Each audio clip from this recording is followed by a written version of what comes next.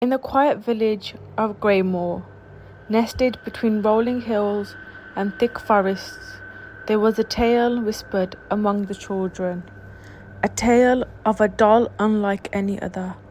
The story was simple, yet terrifying.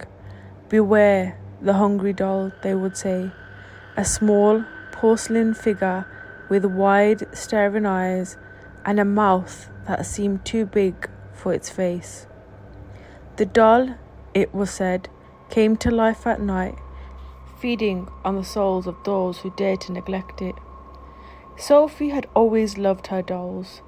She had a collection of them, each one carefully placed on a shelf in her room, their dresses arranged meticulously, their hair combed and braided. Her favourite was a rag doll with button eyes and a soft stitched smile. But that changed one day when a package arrived from a distant relative, an auntie she had never met who lived far away in a place Sophie could hardly remember. Inside the package was the hungry doll. Sophie's first impression was of awe. The doll was perfectly crafted, with a dress made of the finest silk and hair that shone like spun gold. Its porcelain face was delicate, almost lifelike, with wide, glassy eyes that seemed to follow her every move. But there was something unsettling about its mouth. It was slightly opened, revealing teeth that seemed too sharp, too real. Sophie's mother, charmed by the doll's beauty, placed it on the shelf with the others. Sophie, however, couldn't shake the feeling that there was something wrong with the doll. She would catch his eyes staring at her, even when she wasn't looking directly at it. At night, the feeling intensified, as if the doll was watching her, waiting. The first night after the hungry doll arrived, Sophie was woken by a faint scratching sound, like tiny claws scraping against wood. She sat up in bed, her heart pounding, but the room was silent.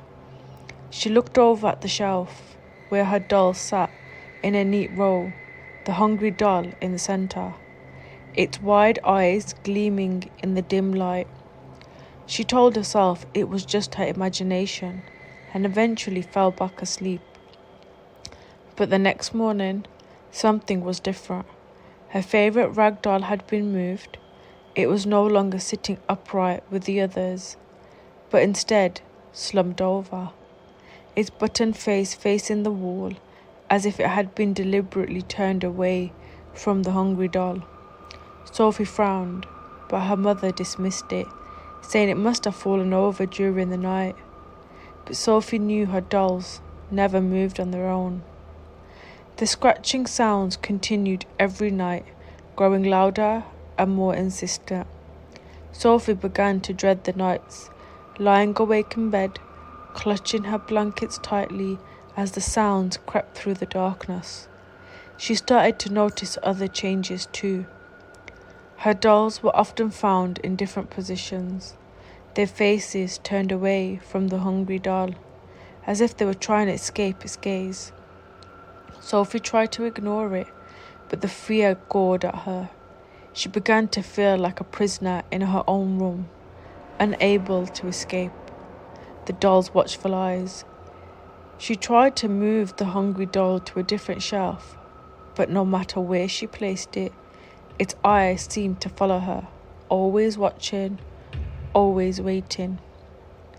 One night, Sophie awoke with a start, a cold sweat clinging to her skin. The room was deadly silent, the air thick with an oppressive stillness. She felt a presence in the room, something dark and malvoyant. Slowly, she turned her head towards the foot of the bed, and there it was, the hungry doll, standing on her bed, its wide eyes gleaming in the moonlight that filtered through the curtains. The doll's mouth began to open, and slowly and deliberately revealing sharp, needle-like teeth that gleamed in the dim light. Sophie's breath caught in her throat, her body frozen with fear. She wanted to scream, to run, but her limbs wouldn't obey her. The doll began to move, crawling up the bed, its tiny hands clutching the blankets as it drew closer. In a voice that sounded like the rustling of dead leaves, the doll whispered, "I'm hungry." Sophie's heart pounded in her chest as the doll crawled closer, its cold porcelain hands reaching out to touch her skin. She felt a sharp pain as the doll's teeth sank into her, not tearing flesh, but something deeper, something more vital. It was as if the doll was draining her very life force, consuming her essence with every bite. Her vision blurred, and a wave of exhaustion swept over her. The room grew darker, the world fading away as the doll continued its feast. Sophie tried to scream, but no sound came out. The last thing she saw was the doll's wide, staring eyes filled with an insatiable hunger. When morning came, Sophie's parents found her lying in bed, pale and lifeless, her skin cold to touch.